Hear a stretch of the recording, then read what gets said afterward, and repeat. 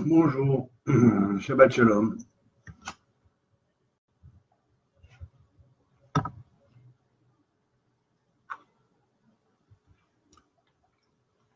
On va aborder quelque chose que je veux poursuivre aujourd'hui.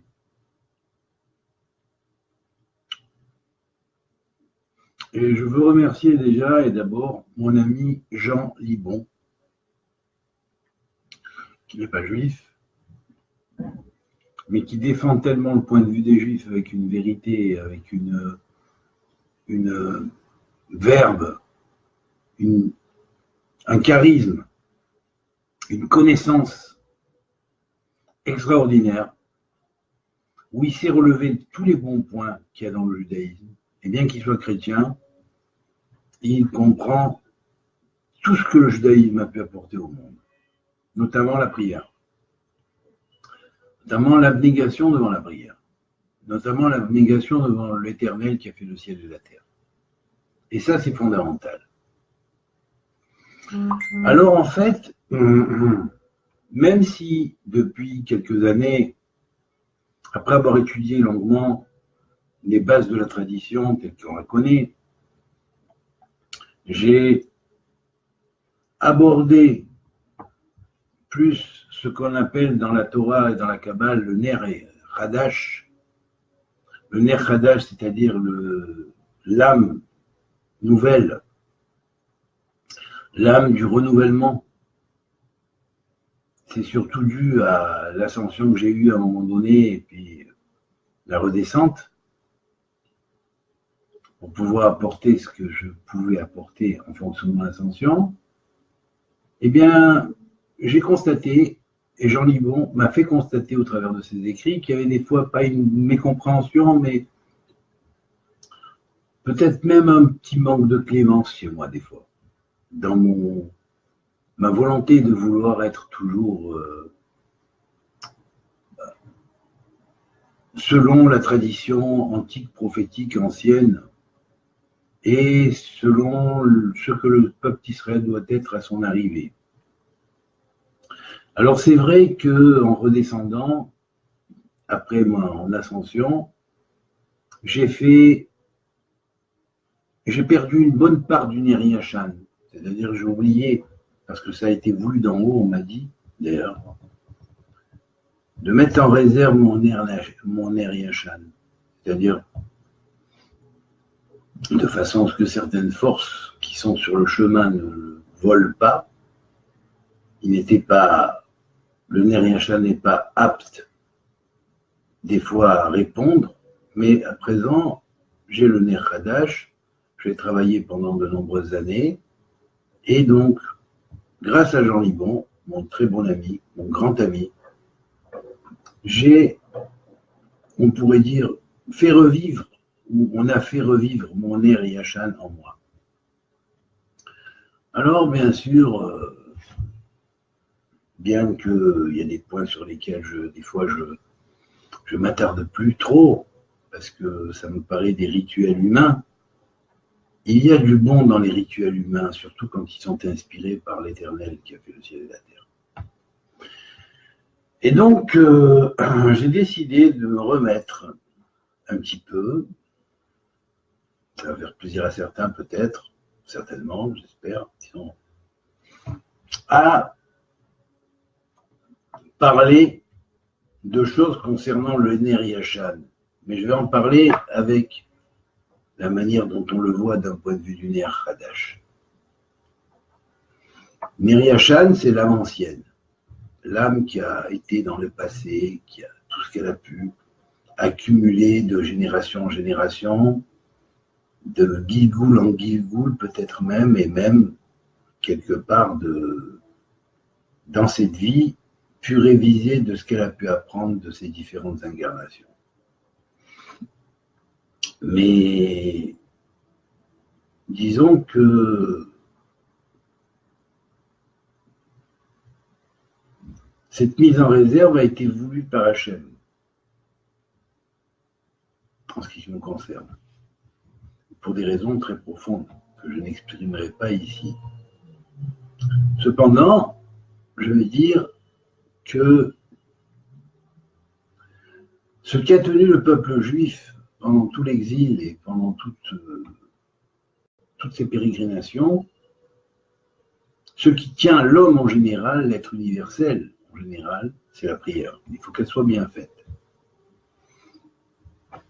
Et donc la prière, elle est fondamentale et elle a été développée d'une manière vraiment géonique, on pourrait dire, géniale au travers du judaïsme. Point par point. Chaque tfila a été développée avec ses kavanotes, c'est-à-dire avec les concentrations qu'il y a dessus. Et il y a tellement et tellement et tellement à voir, à revoir, à apprendre, à approfondir, qu'on ne se rend pas compte d'où est la fin. Cela ne signifie pas qu'il n'y a pas une fin. Cela ne signifie pas qu'il n'y a pas une fin qui va être le début d'un nouveau commencement. Mais disons que toutes les prières qui ont été données pour des raisons précises. Et elles sont là pour protéger l'être humain. Aujourd'hui, quand on est arrivé au temps du Ner Hadash et de l'humanité finale qui deviendra tout Israël, je vais en parler notamment au travers de ce livre qu'on a appelé le Tikkun Olam,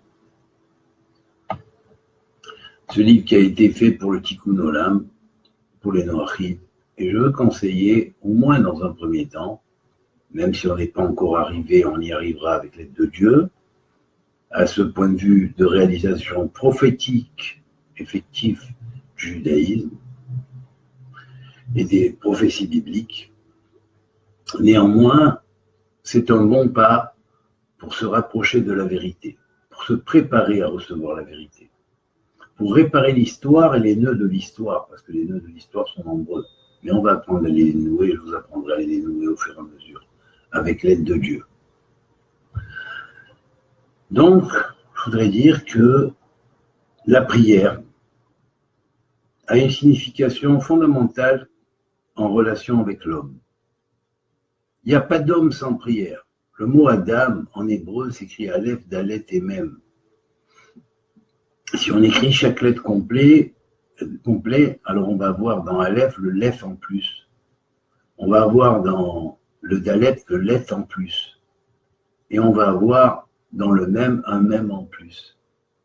Ce qui signifie que lorsqu'on part de la fin et qu'on va vers le début, on voit que ça forme une sorte de spirale quand on écrit les lettres, et on trouve dans cette spirale inscrit les lettres du mot mitpalel. Mitpalel, ça veut dire il prie. C'est pas une honte de prier, on est un être humain quand on prie. Quand on apprend à se soumettre et à se soumettre au Créateur, quand on apprend à comprendre que on n'est pas Dieu, que Dieu seul crée, que nous sommes des créatures. Et même si nous, en tant que créatures, nous avons reçu quelque chose de Dieu, nous pouvons le développer. Mais on ne peut pas faire comme ça, s'essuyer la bouche et dire je n'ai rien mangé. Je ne reconnais pas le Créateur qui m'a donné à manger, qui m'a donné tout ce qu'il m'a donné. Donc de ce fait, comment on remercie le Créateur? On le remercie par la prière. Et la prière, c'est ce qui sert à donner les protections à l'homme d'être l'homme. Alors bien sûr, on peut faire une prière de qualité ou de quantité. C'est pas évident. On peut faire de la qualité, très, très peu de prières, mais de la qualité, réaliser la prière dans ses actes, c'est ce que j'ai conseillé toujours, et j'ai dit, la prière de qualité est forte et supérieure à tout. Mais on peut faire aussi de la prière de quantité. Mais néanmoins, on agrandit la quantité en qualité. Ça, c'est la smichut geoula letfila. C'est ce qui amènera et ce qui joindra le monde de la prière au monde de la délivrance. Alors bien sûr, je vais commencer par donner les bases des prières, notamment, et on va continuer ces cours, si Dieu veut, d'une manière, comment dirais-je, fixe, on pourrait dire. Hein. Nous avons ici, dès que nous nous levons, nous disons, nous remercions le ciel de nous avoir rendu notre âme, sans émettre le nom de Dieu. Il faut le faire. Puis après, on va au lavabo, dans un kéli, on se lave les mains, pour enlever l'impureté de la mort, puisque le sommeil est une partie de la mort, et donc on l'éloigne et après avoir remercié Dieu de nous avoir restitué notre âme, car on aurait pu ne pas se réveiller, chaque jour est un jour nouveau, chaque jour est une nouvelle naissance quelque part, hein, si on le prend dans l'absolu. Et puis donc on remercie, on se lave les mains et on dit la prière du lavage des mains du matin qui est Baruch Ata Hashem, béni sois-tu éternel, Eloheinu melech haolam, notre Dieu, roi de l'univers, Asher kileshanu zotav etzivanu al netilat yadayim. Et là, je vais vous brancher sur la kavana de base. Vous savez, le Harizal a dit, avant d'expliquer tous les secrets qu'il y avait dans le livre de prière, aidé bien sûr évidemment de textes du Zohar qui l'ont inspiré à trouver comment élaborer la prière d'une manière systématique et on pourrait dire scientifique quelque part, dans une science de l'esprit. Eh bien, c'est comme ça, nous avons ici, donc première clé du Harizal, compter le nombre des mots.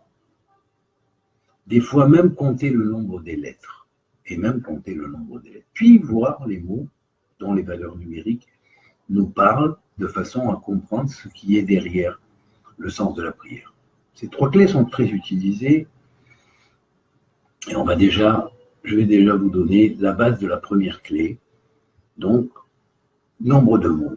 Nombre de mots dans Baruch Ata Adonai Eloheinu melech haolam, Asher kileshanu benezotav vetzivanu al netilat yadayim, qui nous a ordonné, béni sois-tu éternel notre Dieu, roi de l'univers, qui nous a ordonné, qui nous a sanctifiés par ses commandements et nous a ordonné de nous laver les mains.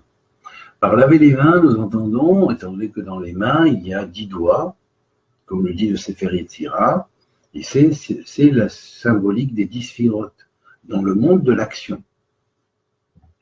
Donc, nous avons, au travers du mot d'ailleurs yad plus yad plus yad, main plus main, la valeur numérique 14 plus 14, nous avons 14 phalanges à chaque main, 12 ici et 2 ici, le reste fait partie de la paume. Et là, pareillement, donc 14 phalanges, donc c'est pour ça que c'est appelé yad. Mais yad se réduit à 5, donc 5 plus 5 égale 10, les 10 mains avec les 10 doigts, les 2 mains avec les 10 doigts symbolisent dans l'action des 10 sphirotes. Donc ici, nous rappelons la notion des 10 sphirotes en élevant nos mains, nous élevons nos 10 sphirotes intérieures, c'est-à-dire ce qui constitue notre propre formation de base. Puisque l'être humain a été créé, formé à la base de 10 sphirotes qui vont s'agencer dans tout son corps. Les mains vont être le microcosme par lequel la beracha, la bénédiction, passe par les mains. Hein, puisque quand les Kohanim bénissaient, les prêtres bénissaient, ils bénissaient avec les mains comme ça, donc je ne fais pas le geste exact, mais c'est comme ça. Et donc, on avait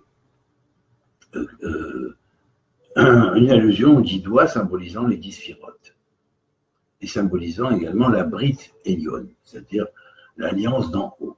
Avec la bouche, ça faisait 11, et alors que les 10 doigts des pieds avec le sexe au milieu, le membre de l'alliance formait l'alliance d'en bas, et nous avions là 10 et 10 plus 2 plus 1 et 1 égale 22. Et l'allusion aux 22 lettres en tant que réceptacle nous permettant l'action. Donc l'action de base, c'est les mains. Les pieds vont symboliser le cheminement de l'homme pour accomplir l'action. Mais son karma, le chemin qu'il emprunte, Mais les mains symbolisent l'action. La grande symbolique de la main, c'est l'action. L'action. Donc, pourquoi il y a 13 mots et pas 10? On devrait en avoir 10. Et là, le HR Bemitzvotav, Kedeshanu Bemitzvotav, Vetzivanu, ont été rajoutés en plus à la bracha pour dire que c'est un ordre.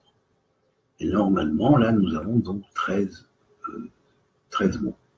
Eh bien, ces 13 mots vont exactement en parallèle avec ce que nous appelons les 10 sphérotes plus la triple aura divine qui est au-delà des 10 sphérotes.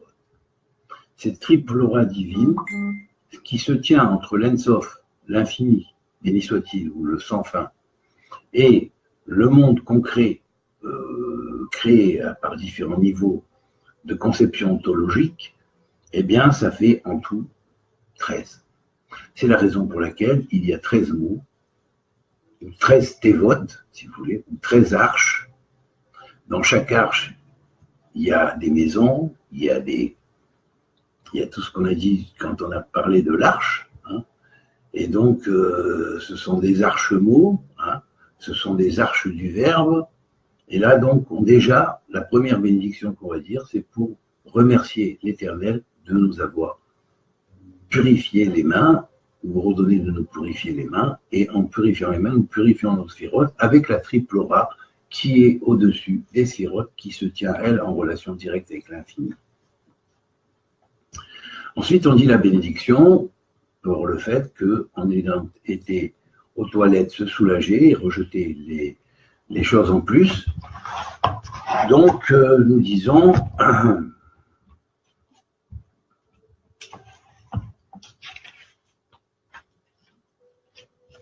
Nous disons ceci.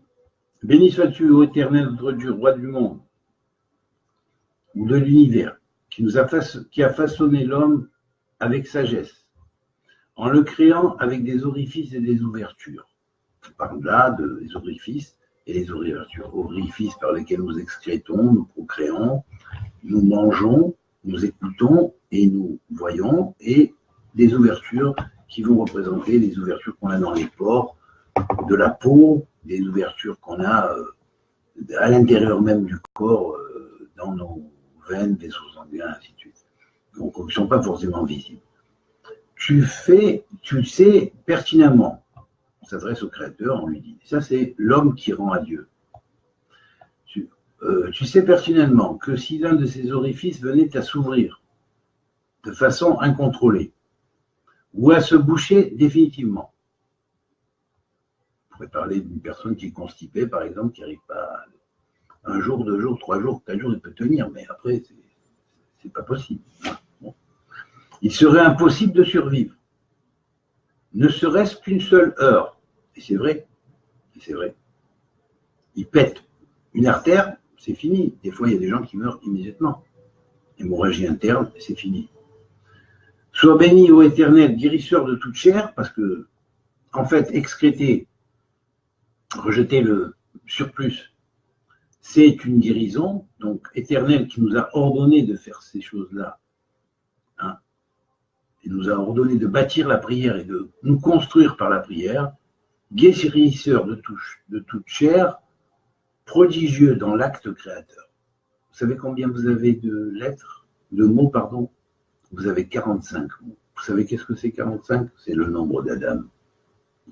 Donc Adam, dont je dis, les lettres en surplus, lorsqu'on écrit Adam en minouille, sont le Lef de Aleph, le Let de Dalet et le Mem de Mem, le Mem final de Mem, ou le Mem de Mem, et bien nous avons les lettres de Mitpalel. Et Mitpalel, ça veut dire prieur, quelqu'un qui prie. Donc, prodigieux dans l'acte créateur. Et nous rendons au Créateur ce qu'il nous a donné par la prière.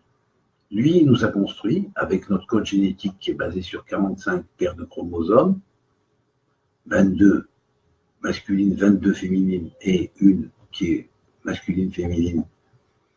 Donc, il va engendrer soit XX, soit XY, un garçon ou une fille. Donc, le sexe. Ce qui fait en tout 45 paires de chromosomes. Donc, Adam est la base même du corps, code génétique, le mot Adam. Eh bien, nous trouvons ici 45 mots.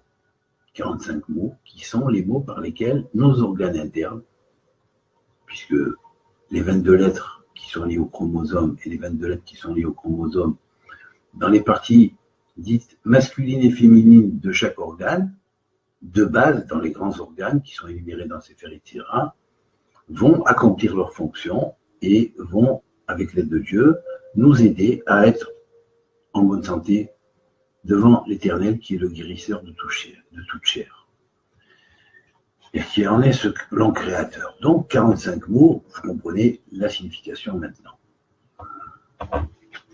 Alors bon, ensuite, on a la bénédiction des tzitzit et des téphilines. Cela concerne plus particulièrement le peuple d'Israël pour le moment, les Juifs. Et puis plus tard, ça concernera tout le monde. Et là, Baruch, même au niveau spirituel, comme je le pense. Voilà. Alors, nous avons après la bénédiction. Baruch ata Adonai, Eloheinu melech haolam, anoten la servi bina leafrin ben yom ou ben laila. Béni sois-tu, Éternel, notre Dieu, roi de l'univers, qui donne au coq, symbole de la France aussi, hein, le discernement pour distinguer entre le jour et la nuit et réveiller les gens. Et donc le cocorico du coq n'est pas pour rien. Coco, c'est coco. Levez-vous. Hachem vous dit levez-vous. Co, la valeur numérique 26, en une autre fois co, encore une fois 26, c'est-à-dire ben fils de Dieu, lève-toi, dresse-toi et écoute et loue ton créateur. Le riz qui vient après, ben, c'est normal. Parce que riz fait en valeur numérique 10 fois le nom de Eyé, c'est-à-dire 21, récite les prières du matin, dans lesquelles il y a 21 brachot exactement aux prières du lever. Voilà. Alors riz, et chacune de ces prières a 10 sphirotes. Elle est incluse dans les 10 sphirotes. Donc, ça fait 210 riz. Et le co qui reste, eh ben, c'est pour souligner l'éternité de Dieu dont nous avons perçu le passé et le futur, et dont nous percevons dans l'instant présent le présent. Donc on a un dernier co. Ce qui fait que co, 3 fois co est égal à 26, 26, 26, c'est-à-dire Hu, Haya, Hove, Yéhé. Il a été, il est, il sera. Donc c'est ce que dit le coq. Levez-vous, dressez-vous. Arrêtez, ne restez pas endormis. Réveillez-vous. Récitez à Dieu la prière qui va vous guérir. Et puis, on va continuer. Donc le coq réveille les gens, et le coq, vous savez, le coq l'a servi en valeur numérique. C'est la même valeur numérique que moi, alors j'en suis fier, bien sûr. Le louche, vous voyez, la louche, pour pétrir les 12 pains de préposition des tribus d'Israël. Ouais. Alors voilà, bon ben donc, la servi bina, il donne au servi la bina. Au coq, réveillez-vous. Alors il y a un coq en haut qui s'appelle le coq noir. Et ce coq noir, c'est le grand coq, c'est une constellation d'étoiles qui, lorsqu'elle donne ordre, tous les coqs de la Terre, à une heure donnée, et selon les méridiens, vont commencer à chanter. Et là, bien sûr, on va avoir 14 mots dans cette bracha, qui 14 est la gamatrie à la fois de Yad, c'est-à-dire accompli, et en même temps de David, qui est le roi de l'accomplissement. Alors pourquoi tu vas accomplir? Il y a une raison quand même pourquoi tu accomplis. Ben oui, tu vas accomplir pour ça. Voilà. Alors bien sûr, maintenant que le coq t'a réveillé, eh ben, tu passes à l'étape suivante. Béni sois-tu Éternel, notre Dieu, roi de l'univers, qui ouvre les yeux des aveugles. Et là, poker arrive parce que nous sommes aveugles dans ce monde. Nous voyons les choses justes, mais on ne voit pas du tout juste, on se trompe, on fait plein d'erreurs, on juge les apparences, mais ce n'est pas des apparences, il faut aller voir ce qu'il y a au-delà des apparences. Donc, poker réveille ceux qui ont les yeux fermés, c'est-à-dire en fait les aveugles, redonne la vue aux aveugles. Et là, ce n'est pas vraiment que les aveugles physiques, c'est-à-dire, bon, ça viendra, mais Plus tard, quand on n'aurait pas créé jusqu'au code génétique spirituel de l'homme, ça viendra, puisque Dieu guérira tout le monde. Mais Poker Rivrim, ça veut dire aussi qui réveille ceux qui sont aveugles, qui ne voient pas. Parce que nous sommes aveugles dans ce monde. Et là, le nombre des lettres est 8. Donc ça nous donne la clé de pourquoi nous avons rappelé que le coq chante et nous réveille. Pour accomplir. Mais accomplir quoi? Eh bien, notre monde futur. Et notre monde futur. On est aveugle dans ce monde, on va travailler pour ouvrir les yeux de façon à voir comment marche et vers comment on va vers le monde futur. C'est pourquoi il y a 8 mots. Abba, c'est 8. Et la bracha qui suit, c'est aussi 8 mots. Alors là, on va voir, c'est laquelle? Baourata Hachem, je dirais Hachem dorénavant. Enfin, j'essaierai de dire. Eloheinu melech haolam, Elokeinu melech haolam, Matir Asurim, qui dévie, béni sois-tu éternel notre Dieu, là on est à la 3e bracha, qui délivre ceux qui sont prisonniers. Alors, prisonniers de quoi? Ben oui, on est prisonniers des forces de mort qu'il y a dans ce monde. Des forces qui nous maintiennent dans l'illusion et qui nous font croire que tout va bien. Il n'y a pas de problème, tu ne poses pas de questions, ouais, ça va, tranquille, tranquillos, c'est des contacts tous. Mais, ouais, mais non, c'est pas comme ça. Tu crois que tu as compris, mais tu n'as rien compris. Alors, bien sûr, là, il faut se réveiller. Alors, là-dessus, c'est béni sois-tu, éternel notre Dieu, roi du monde, qui délivre les prisonniers. Et nous sommes des prisonniers. Matir Asurim, qui délivre les prisonniers. 8 mots. Alors, pourquoi il les livre? Ben, pour qu'ils aillent vers le monde futur. Et puis là, alors la bracha suivante, c'est pareil. Hein. Elle a aussi 8 mots. Alors, elle est comme telle. Baruchata Hashem Elokeinu melech haolam. Zokiaf Kevufim, qui redresse ceux qui sont courbés. C'est-à-dire à la fois ceux qui ploient sous le fait de ce qu'ils portent, qui est difficile à porter, ceux qui souffrent, qui sont courbés sous le poids des souffrances, mais aussi ceux qui sont courbés parce qu'ils sont un petit peu tordus. Voilà. Donc, ils ont hérité d'une courbure naturelle, si on pourrait dire, peut-être conséquence de leur faute dans les vies antérieures, on ne sait pas, mais enfin, il y a quelque chose quand même. Bon, donc, là aussi, le but, c'est de redresser ce qui est tordu. Alors, pourtant, Salomon a dit, on ne peut pas redresser ce qui est tordu à la base. Ben oui, on peut redresser ceux qui sont tordus parce que, par la force des choses, ils ont été tordus. Ils ne sont pas tordus à l'origine, parce que ceux-là, on ne peut pas les redresser. Ils font partie des forces du mal qui sont là pour nous éprouver. Il n'y a que Dieu qui pourra les enlever. Et alors là, la bracha suivante vient aussi nous donner 8 mots. Alors donc là, elle est...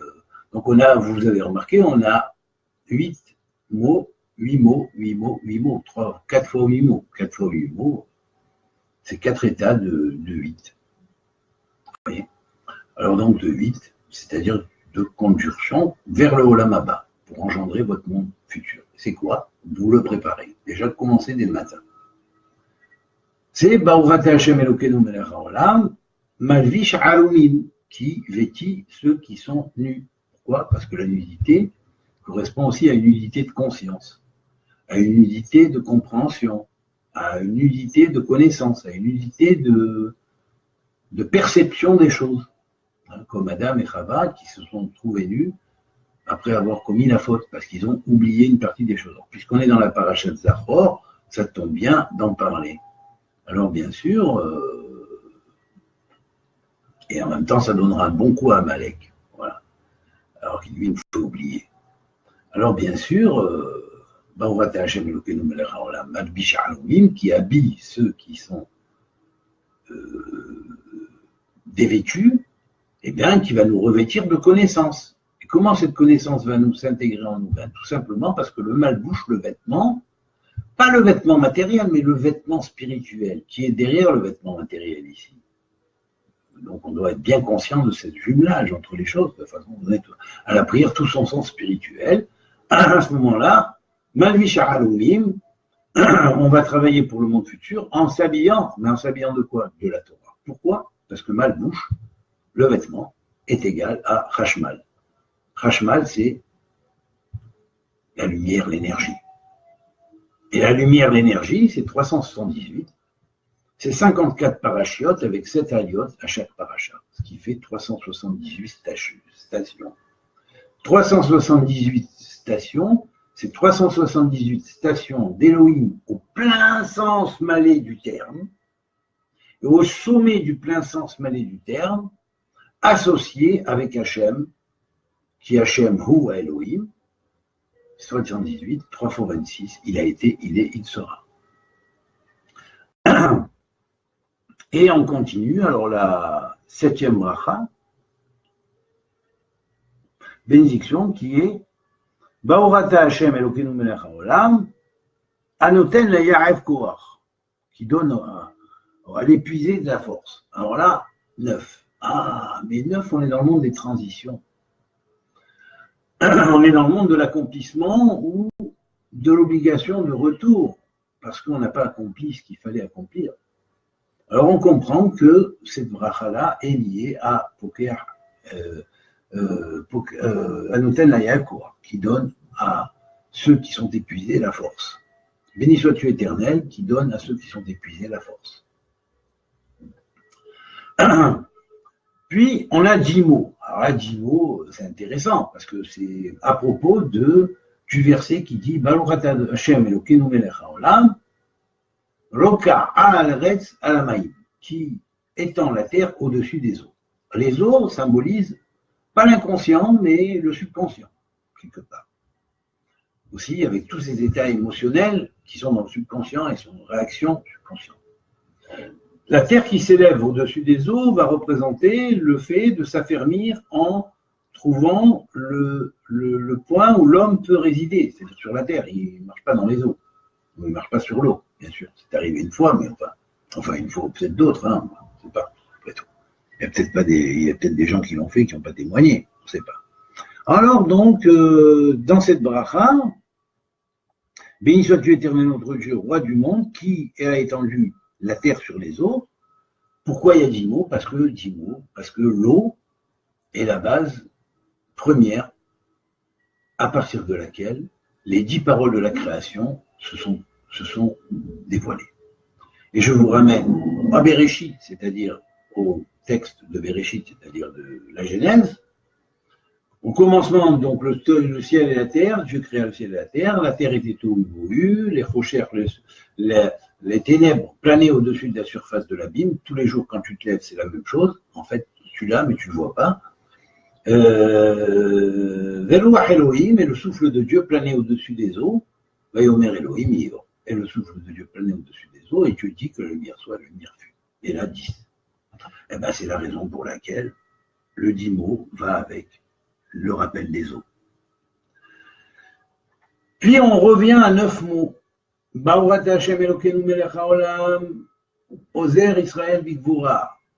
Béni sois-tu éternel notre Dieu, roi de l'univers, qui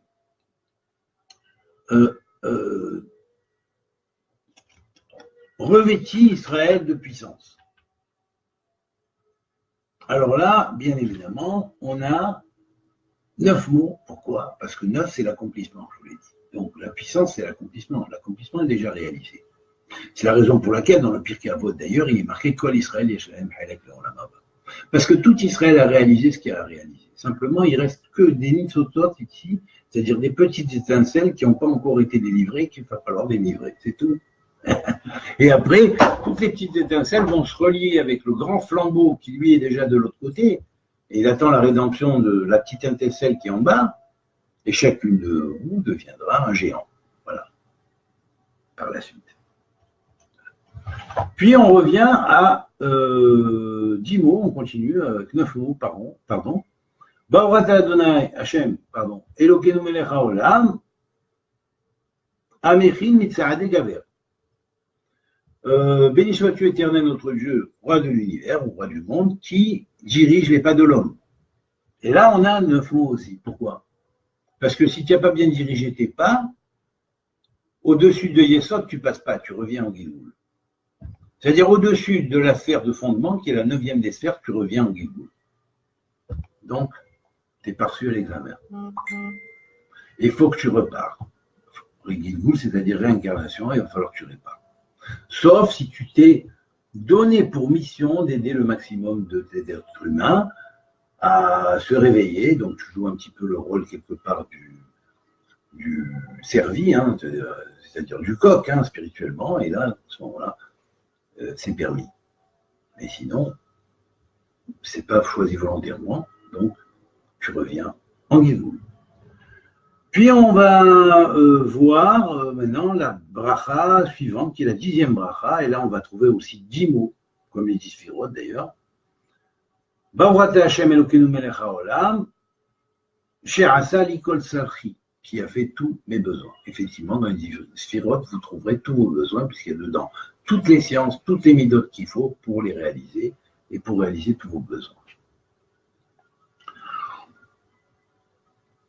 Dans le permis et dans ce que Dieu veut et dans ce que vous devez vouloir et ce que votre être profond veut, vous avez toute la possibilité de le réaliser. Puis on a 9 mots à la 11e bracha qui est Baruch atah Hashem Elokeinu melech haolam. Non, excusez-moi, j'ai inversé. Ozer Israël Bigvura, donc qui remplit Israël de puissance.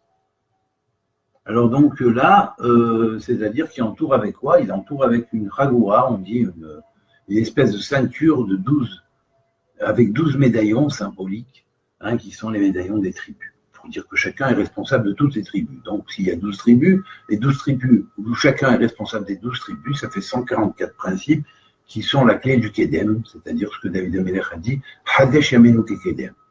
Renouvelle nos jours comme aux temps anciens, c'est-à-dire au temps où on était tous unis, au temps de David et Salomon. Et au temps messianique, on sera pareil. Ensuite, Baruch atah Hashem Elokeinu melech haolam, Oter Israël Betifara, qui couronne, béni sois-tu éternel notre Dieu, roi de l'univers, qui couronne Israël de beauté. Beauté, c'est quoi la beauté? C'est Tifara, c'est lié à Tiferet. Tiferet, c'est l'alchimie, c'est la méditation, c'est la science de base qui permet de la Chokhmat Hana'al, la méditation, qui permet d'acquérir la science prophétique. Vous voyez, on est loin de l'être, hein, pour le moment, à ce Oter Israël. Mais Tifara. Donc il faut le développer. Il est temps, hein. Il est temps, parce que jusqu'à quand on va attendre? Voilà. Alors après, on passe à la... Ça, c'était la 12e bracha. On passe à la 13e bracha. Baruch atah Hashem Elokeinu melech haolam, shelo asani goy. Béni sois-tu éternel notre Dieu, roi de l'univers. Il y a 9 mots aussi qu'il ne nous a pas fait goy. Goy ne veut pas dire le goy, comme Soral, il a marqué là. Je suis goy. Goy. Complètement timbré ce mec-là. Goy, la signification de goy est la base de égoïsme. Il y a du goy dans le juif comme il y a du juif dans le goy. Il y a du goy dans le Ben Israël, comme il y a du Ben Israël dans le goy, dans le non-juif. Donc il y a du goy dans le non-juif, et il y a du Ben Israël dans le non-juif, comme il y a du Ben Israël dans le juif, ou dans le Ben Israël, et du goy ou du goy ou de l'ego dans le Ben Israël. Goy veut dire égo. Égo d'un peuple, mais égo aussi au niveau de l'ego, c'est-à-dire cette manière de voir que par soi, par lui-même, sans considérer l'autre et sans le remarquer. Et je veux dire, moi personnellement, je vous le dis, hein, et je suis très ferme là-dessus. Hein. J'ai toujours été très ferme là-dessus, je suis toujours très ferme là-dessus, parce que c'est la Torah des origines telle qu'elle a été donnée par Dieu, à Moshe le roi des prophètes, et parce qu'on en a fait. Non, je regrette le judaïsme, ou même l'israélisme, qui était antérieur au judaïsme, et l'hébraïsme encore plus avant, n'a jamais été pas raciste, mais disons distinctif dans le sens aristocratique, spirituel, dans la notion de peuple élu à un niveau. On est élus tous devant Dieu. Quand on développe la notion d'Israël, on devient élu. Et quiconque développe la notion d'Israël en lui devient élu. Et toute personne dans le monde a ce niveau d'Israël en lui, donc il peut devenir élu. Voilà, ce n'est plus ni moins. Il est élu par rapport à quoi? Il est élu par rapport au goï qui est en lui, c'est-à-dire c'est quoi? Son ego. Avant, il raisonnait avec son ego en prédominance. Il avait un plus gros ego que la graine qui en lui est droite avec Dieu, simplement. À mesure qu'il développe cette graine qui est droite avec Dieu, cette graine s'appelle Israël. C'est tout, ni plus ni moins. Voilà, donc, Baruch Ata Hashem, alors là on était à la 13e bracha, et on va passer à la 14e bracha, Baruch Ata Hashem Elokeinu melech haolam, Shelo Asani Eved, qui ne m'a pas fait, béni sois-tu éternel notre Dieu, roi de l'univers, qui ne m'a pas fait un esclave, un serviteur, un esclave, parce que je dois être ton serviteur à toi avant tout. Donc je ne me mets pas à l'esclavage de qui que ce soit. Ici, ne prenez pas que le terme esclave au sens matériel du terme. Quelqu'un peut être pris en esclavage et ne pas s'associer à la notion d'esclavage intérieur parce qu'il est libéré intérieur et il est connecté avec Dieu. Esclave, ça veut dire esclave du monde, de l'illusion. Esclave de tout ce qui nous perturbe, qui nous montre un monde qu'on croit réel et qui est faux, ou dans lequel on nous fait gober des choses fausses pour des choses vraies. C'est tout.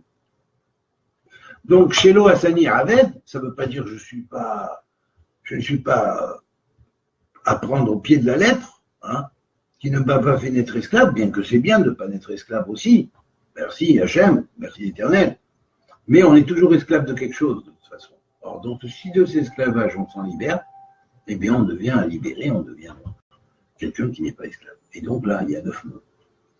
Quand on n'est pas esclave, on peut passer le monde du tikkun, on peut passer la sphère des transmigrations, qui est la sphère du Yesod, et on passe au-dessus de la 9e sphère, en partant du haut vers le bas, et donc il n'y a peut-être plus réellement de réincarnation. On peut évoluer dans le monde réel, spirituel, totalement, et pas le monde spirituel tel ce qui nous apparaît en bas, en dessous du Yesod. C'est ce que les Égyptiens appelaient le voile d'Isis. Le voile d'Isis, c'est-à-dire le monde des apparences, tel que Thoth l'avait transmis, qui était Hanor, finalement. Donc, alors, bien sûr, on va passer ça c'était la 14e bracha, on va passer maintenant. Alors, une femme dit Shifra, hein, au lieu de dire esclave au masculin, elle dit Shifra au féminin. Une servante. Voilà, une esclave.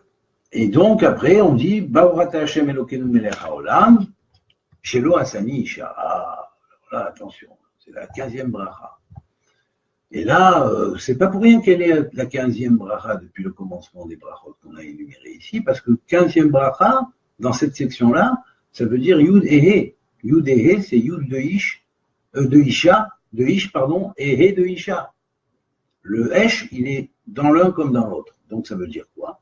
Ça veut dire qu'en fait, c'est pas au niveau sexuel que ça parle au-delà de l'apparence. Apparence dont on décode dès le premier verset, déjà délivrez-vous des apparences. Vous voyez, je vous fais une étude du Ner Yashan avec le Ner Hadash. Alors, bien sûr, Baruch Ata Hashem Elokeinu melech haolam, Shelo Asani Isha, qui ne m'a pas fait naître femme. Mais en même temps, femme, c'est celle qui engendre, c'est celle qui souffre des douleurs de l'enfantement. Et là, c'est un remerciement pour ne pas souffrir plus que ce qu'on souffre. Voilà. Donc, ça veut dire quoi? Ça veut dire, bon, on sait qu'on devra souffrir un jour ou l'autre, parce que dans nous tous, il y a cette notion de matrice qui va nous engendrer. Donc, tous, on est quelque part, on a aussi bien au masculin qu'au féminin, le statut de Isha, quelque part. De même que la femme a le statut de Gever, de Ish, et de Isha aussi en elle, hein, dans ces deux fonctions. Mais pas avoir ça d'une manière tordue avec l'homosexualité que Dieu préserve. Ok? Non, à le voir dans la notion archétypique du terme. Hein. Donc, c'est vrai que l'archétype masculin existe chez la femme et l'archétype féminin existe chez l'homme. On appelle ça l'anima et l'animus. Voilà, vous voyez Jung. Donc, ensuite, nous avons la 16e bracha. 16e bracha, elle est pour le développement pratiquement de la Shekhinah. Hein. Alors bien sûr, Baruch Ata Hashem Elokeinu Melech HaOlam, Ama'avir Chevre Shena Me'enenu Utenuma Me'afefenu. Chose qu'on traduit, béni sois-tu éternel notre Dieu, roi du monde, qui fait disparaître les chaînes du sommeil de nos yeux et la somnolence de nos paupières. Vous voyez, et ça, c'est ce qui va réveiller la Shrina. À ce moment-là, on va être plus guidé, plus apte à recevoir la connaissance que Dieu veut nous donner. Voilà. Alors bien sûr, on va continuer, on va dire maintenant, Baruch Ata Hashem Elokeinu Melech HaOlam, on est dans la 17e bracha qui vient après un petit pérec, hein, où on dit Yehiratzon. Alors je peux vous le dire en gros comme ça.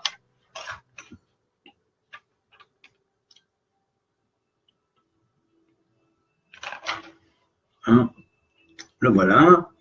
Qu'il te plaise, éternel notre Dieu, Dieu de nos pères, de nous délivrer aujourd'hui et chaque jour des effrontés, de l'effronterie, du mauvais individu, de la mauvaise femme, du mauvais instinct, du mauvais ami, du mauvais voisin. Retenez bien tout ça, on demande à Dieu qu'il nous délivre de ça, mais ne soyons pas nous un mauvais voisin, une mauvaise femme, un mauvais ami, un machin. Ne trahissons pas ce que nous lisons. Hein? Du mauvais instinct, du mauvais ami, du mauvais voisin, d'une mauvaise rencontre, du mauvais œil. Ne jetons pas le mauvais œil, retenons-le. Il sort naturellement, mais des fois, quand on le sent, retenons-le. Apprenons à le retenir. Je vous apprendrai ça. De la mauvaise langue, n'en faisons pas, gratuitement en plus. Hein. De la délation, des faux témoignages. Ah oui, on le dit tous les jours, ça. Et il y a des gens qui commettent le faux témoignage jusqu'à aujourd'hui. Il y a des gens qui font de la délation sur les autres. Voilà. Et ils le lisent. Hein. Alors, vous voyez, il ne faut pas le lire au pied de la lettre, il faut le réaliser. C'est la différence entre faire une tefila stam et faire une tefila qui est une tefila qui a la madriga d'être ce que David Ameler appelait Smichut Geoula Tefila, hein, la prière qui produit la délivrance. De la haine des créatures, préserve-nous d'une fausse accusation, d'une mort étrange, de mauvaises maladies, de coïncidences malheureuses, d'une dure décision de la justice, qui va à l'encontre de la justice, d'une injustice quelque part, d'un adversaire en justice intraitable. C'est-à-dire, si on a fait une erreur, peut-être on a fait une erreur. On s'en excuse, mais quand on est avec une personne intraitable, eh ben, on ne peut pas traiter avec lui. Ouais. Alors, par exemple, on dit, ne soyez pas comme Rabbi Intel qui était trop intraitable. Oui, c'est vrai. Ben ouais, ça existe. D'une dure décision de justice, d'un adversaire de justice intraitable, circoncis ou non circoncis, et de la sanction de l'enfer, c'est-à-dire vivre l'enfer dans ce monde même.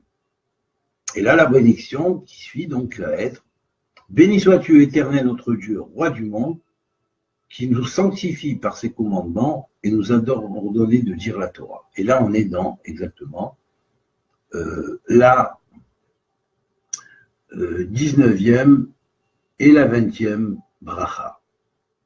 Voilà. Alors, la 19e bracha. La 19e bracha. Qui vient après le paragraphe, on est dans la 19e bracha.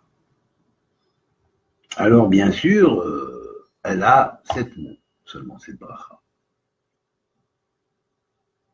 Baruch Ata Hashem, Amelamed Torah, Le'amu Israël. 7 mots. Voilà. Alors ça, c'est comme si qu'en étudiant la Torah, nous entrions dans notre terre intérieure, dans notre Eretz Israël intérieur, dans notre terre d'Israël intérieure, et que nous pacifions les 7 peuples. Et nous faisons la révolution d'abord de toutes ces choses-là, c'est-à-dire changer l'opinion des gens, ne pas les laisser se devenir esclaves, ne pas les laisser devenir comme ci et comme ça, et ainsi de suite. Donc, tout ça, quand sont entrées les tribus en Eretz Israël à l'époque de Josué. Petit à petit, ils ont conquis les villes, pas par l'épée, forcément, un peu par l'épée, mais quelquefois, quand on est venu les attaquer, mais plus par la parole et par convaincre les autres qu'ils étaient sous des régimes dictatoriaux et donc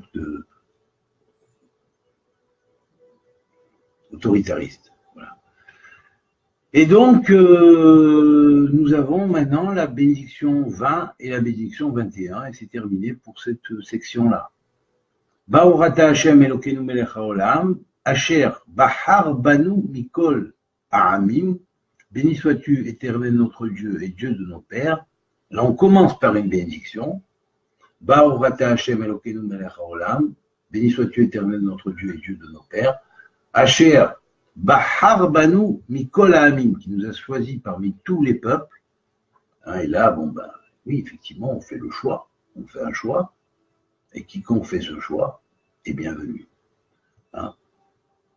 Venatan lanu et ta Torah, et qui nous a donné la Torah. C'est la Torah qui va nous permettre de vivre. La première bénédiction s'arrête là. Elle a 15 mots. Et la deuxième bénédiction la suit immédiatement. Ba'urata Hashem Elokeinu melech haolam. Ba'urata Hashem, pardon. Il n'y a pas de Elokeinu melech haolam ici, puisqu'on l'a dit déjà avant. Mais c'est une bénédiction quand même, puisqu'elle commence par Baruch. Béni sois-tu. Donc, béni sois-tu éternel, noten la Torah, qui nous donne la Torah. Et là, on est dans la voie de l'accomplissement. Dieu nous donne la Torah. C'est Dieu qui nous donne sa Torah. Et on est dans la 21e bracha, et la 21e, 20e et 21e bracha contiennent 20 mots. C'est-à-dire 15 mots plus 5 mots. Or, 20 mots, c'est l'équivalent de Ha-Ya. Ça a été. C'est toujours été comme ça. Ça a toujours été comme ça parce que dans tous les cieux, dans toutes les planètes, dans toutes les terres habitables, un jour ou l'autre, ça arrive. L'homme prend conscience de la prière, il développe son plan. Et en développant son plan, il se développe lui-même. Et en se développant lui-même, il entre dans le royaume de Dieu. Et quand les êtres humains de planètes plus évoluées que nous, qui souvent ne parlent qu'une langue ou deux langues, ils n'ont pas trop de langues, comme nous, sur Terre. Il y a une raison pour laquelle on a autant de langues sur Terre, et on en parlera un jour. Mais c'est pas pour rien, c'est pour développer l'être humain, et ça a toujours été, cette chose-là a toujours été et sera toujours. Voilà. Et après, on dit la bénédiction des Kohanim. Donc, on dit ce que Dieu a dit à Moïse de dire aux prêtres, et on énumère la bénédiction des Kohanim, dans lequel il y a 60 lettres, 25 mots. Or, c'est pas pour rien non plus. 60 lettres, 25 mots, c'est vrai que quand on analyse à part, on a 60 lettres, c'est-à-dire un alphabet complet de 22 lettres en minouille, et on a 25 mots, comme 22 lettres, plus 2 des lettres finales qui étaient certaines fois employées, qu'on appelle la 23e et la 24e lettre ici, et puis la vraie 23e lettre qu'on a placée en 25e, et cette lettre-là représentait la 23e lettre. Et puis les 2 lettres qui étaient utilisées en finale, c'était le même et le nom de Sophite, ce qui fait 25. Et donc tout ça, c'est la bénédiction. Mais il faut retourner à l'hébreu originel pour comprendre pourquoi c'est scindé comme ça. Et pourquoi cette bénédiction s'écrit comme ça. Et pourquoi, quand on fait le total des lettres plus des mots, nous obtenons le chiffre 85, qui est le chiffre de Mila, qui est le chiffre qui veut dire à la fois le mot, mais qui veut dire aussi la circoncision, ou circoncision de la parole et du mot, mais qui veut dire aussi paix, la parole, la bouche, si on veut dire, qui proclame la parole. Voilà. Alors, je vous souhaite un Shabbat Shalom à tous, j'espère que ça vous a plu et que Dieu vous bénisse, et je remercie beaucoup Xavier de m'avoir offert ce nouvel ordinateur portable dans lequel, finalement, l'image est beaucoup plus nette, je trouve, et c'est bien parce qu'on peut le cadrer comme on veut. Merci Xavier Holtz. Voilà. Que Dieu te bénisse et qui vous bénisse à tous. Kol Touv, amitié à tous.